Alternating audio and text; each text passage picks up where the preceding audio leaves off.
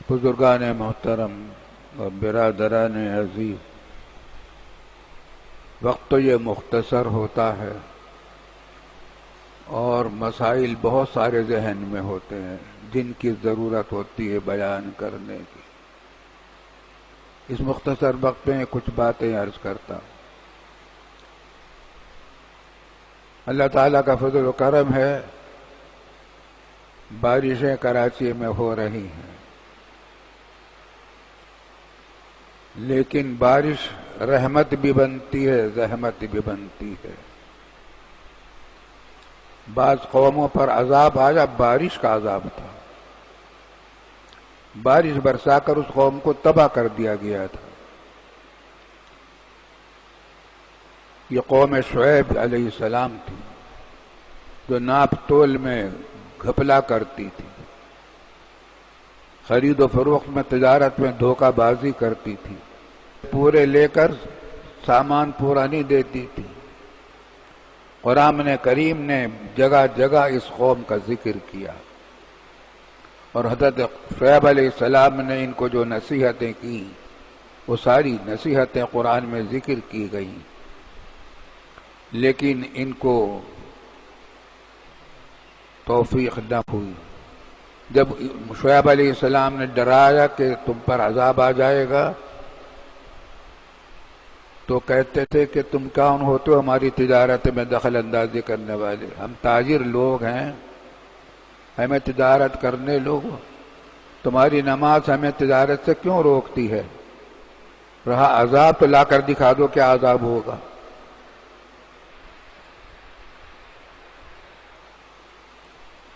گرمی پڑی، سخت گرمی پڑی، اتنی سخت گرمی پڑی کہ لوگوں کے جسم جھلس گئے، سخت لو اور گرمی شدید، بے تاب ہو گئے سب کے سب۔ تو سامنے سے ایک گھٹا آتی ہوئی نظر آئی، خوش ہوئے کہ دیکھو بارش آ رہی ہے، اس کے نیچے ٹھنڈی ہوا ملے گی، بارش ملے گی، آ جاؤ۔ کئی بستیاں تھیں پاس پاس، ان سب بستیوں کو جمع کیا۔ جب سارے کے سارے جمع ہو گئے تو اللہ تعالیٰ نے اس بادل کو آگ بنا۔ شعیب علیہ السلام اور ان کے ساتھیوں کے علاوہ کوئی زندہ نہیں بچا۔ تو یہ بارش عذاب بن کر بھی آتی ہے۔ رسول اللہ صلی اللہ علیہ وسلم کی عادت شریفہ تھی کہ جب آپ کو پتہ چلتا کہ بارش ہونے والی ہے تو آپ بے تاب ہو کر ٹہلتے تھے، بے تاب ہو کر ٹہلتے تھے اور دعا کرتے تھے کہ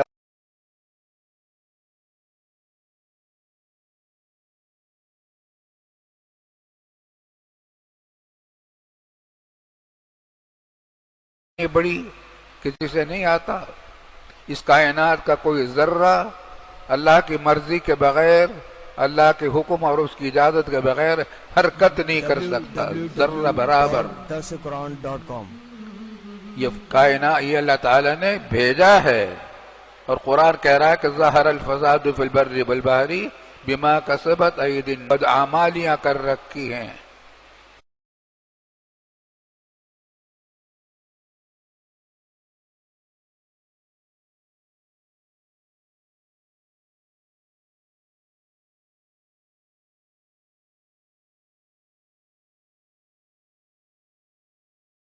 دنیا میں بھی بڑے بڑے عذاب اور آ سکتے ہیں، لیکن چھوٹا سا عذاب ہم لا رہے ہیں، بعض الذی عملوا لعلہم یرجعون، تاکہ لوگ توبہ کر لیں، باز آ جائیں اپنے گناہوں سے، اپنے گناہوں سے باز آ جائیں تو پھر یہ وبا ٹل جائے گی، عذاب ٹل جائے گا۔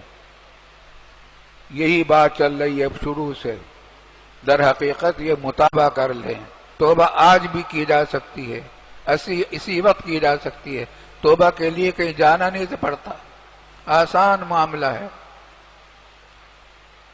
جو گناہ کیا ہے اللہ تعالیٰ کے سامنے شرمندہ ہو جائیں اور طے کر لیں کہ میں یہ کام نہیں کروں گا، رشوت نہیں لوں گا، کام چوری نہیں کروں گا، تنخواہ پوری لوں گا تو ڈیوٹی بھی پوری دوں گا، سود نہیں کھاؤں گا، تجارت میں گھپلا نہیں کروں گا، دھوکہ بازی نہیں کروں گا، حرام نہیں کھاؤں گا، بالکل نہیں کھاؤں گا. توبہ ہو گئی، توبہ ہو گئی. اب تک جتنے آپ نے گناہ کر رکھے تھے اس توبہ سے وہ معاف ہو جاتے ہیں، لیکن بندوں کے حقوق تو ادا کرنے پڑیں گے. تجارت میں جو گھپلا ہوتا ہے، کام چوری میں جو گھپلا ہوتا ہے، بڑے بڑے سرکاری افسران تنخواہیں جو پوری لیتے ہیں اوپر سے لے کر نیچے تک، سہولتیں ایک ایک آدمی کو کیا کیا ملی ہوئی ہیں. فوجی افسران ہوں، عدالت کے ذمہ داران ہوں، وزراء اور حکومت کے لوگ ہوں، سب کے سب لگے ہوئے ہیں. ان میں سے یہ کون سا دیکھنے کی بات ہے کہ کون اپنی ڈیوٹی پوری انجام دے رہا ہے. جتنی سہولتیں ان کو ملی ہوئی ہیں، تنخواہیں اور دوسری سہولتیں کام کے عوض میں، وہ کون ادا کر رہا ہے کون نہیں ادا کر رہا ہے، اس کا جائزہ لیں. جب یہ بات ہے، اگر یہ جائزہ لیتے ایسا ہو رہا ہوتا تو آج ہمارے ملک کا یہ حال نہ ہوتا.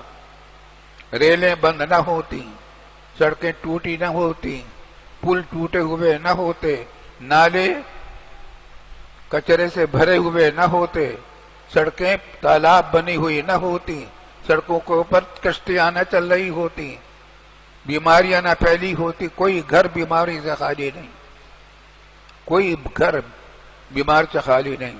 کرونا وائرس تو خیر بیماری ہے ہی، یہ تو وبا ہے. ویسے بھی بیماریاں ہیں، شاذ و نادر کوئی گھر ایسا ملے گا جس کو بیماری کوئی بیماری نہ ہو. یہ سب اللہ تعالیٰ کی طرف سے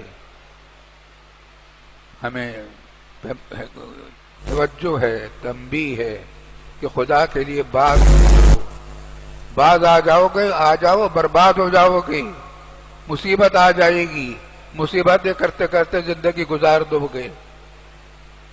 یہ اس قوم پر، اس امت پر ایسا عذاب تو نہیں آیا، نہ آئے گا جیسا پچھلی امتوں پر عذاب آئے تھے، کہ اس امت کو ختم ہی کر دیا گیا.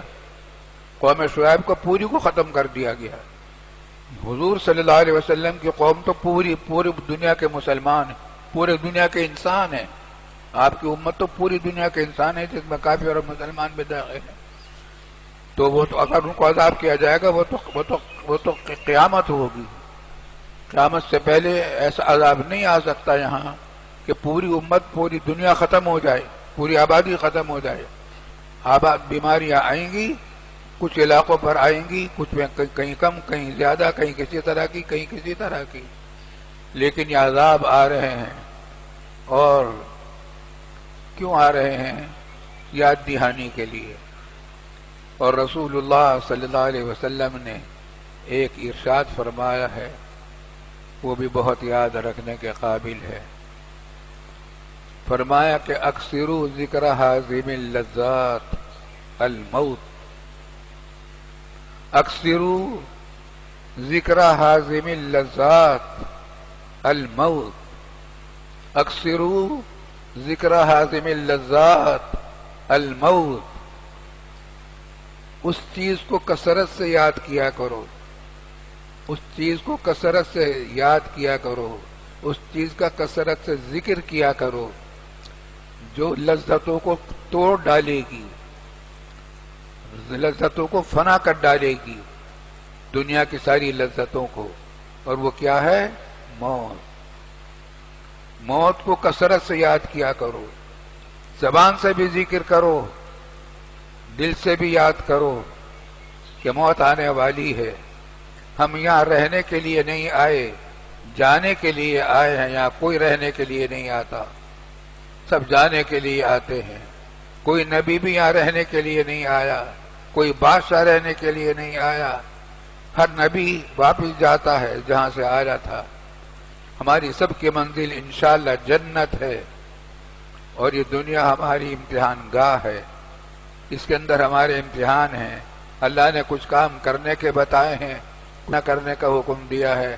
ان کی پابندی اگر کر لیں گے تو انشاءاللہ جنت ہے. اہدنا الصراط المستقیم قرآن کریم میں سب سے پہلی جو سورت آئی سورہ فاتحہ، اس کے اندر یہ دعا آ رہی ہے اہدنا الصراط المستقیم. ہمیں جسارت، روزانہ میں جسارت کے ایڈیٹر تھے، اس طریقے سے اور رخصت ہو گئے. مفتی محمود صاحب رحمۃ اللہ علیہ کتنے بڑے مشہور عالم دین تھے. ضیاء الحق صاحب کا زمانہ تھا، وہ یہاں تشریف لائے، نیو ٹاؤن میں قیام تھا. ہمیں فون کیا آپ سے کچھ مشورہ کرنا ہے. ہم دونوں بھائی، میں اور مولانا تقی عثمانی صاحب وہاں چلے گئے. نیو ٹاؤن کے بعد علماء بھی وہاں تشریف رکھتے تھے. ایک کمرے میں بیٹھے اور ایک شرعی مسئلے پر وہ گفتگو کرنے لگے کہ بھئی دیکھیں میں یہ بات کہتا ہوں، اس کی ایک بات تو یہ ہے اور دوسری یہ، اور ختم. پہلی بات تو کہہ دی اور دوسری کے لیے انگلی اٹھائی کہ دوسری یہ ہے، اور ختم ہو گیا. ہم دیکھتے کہ دیکھتے رہ گئے، اللہ کیا ہوا؟ فوراً ڈاکٹروں کو بلایا گیا، ہسپتال لے جایا گیا. انہوں نے کہا کہ ختم ہو چکے. اکثروا ذکر حازم اللذات الموت. یہ ملک الموت کسی کا انتظار نہیں کرتا، کر کے چھوڑتا ہے وہ جس کا حکم ملا ہے. اللہ تعالیٰ اس وقت سے پہلے پہلے ہمارے ایمان کو درست کر دے اور ہمارا خاتمہ ایمان پر، کلمہ لا الہ الا اللہ پر ہو اور توبہ پر ہو. جب ہم اپنے گناہوں سے توبہ کر چکے ہوں، اللہ تعالی ہمیں ہمارے تمام گناہوں کو معاف فرمائے اور ہمیں توبہ پر استقامت عطا فرمائے. وآخر دعوانا ان الحمدللہ رب العالمین. www.dasquran.com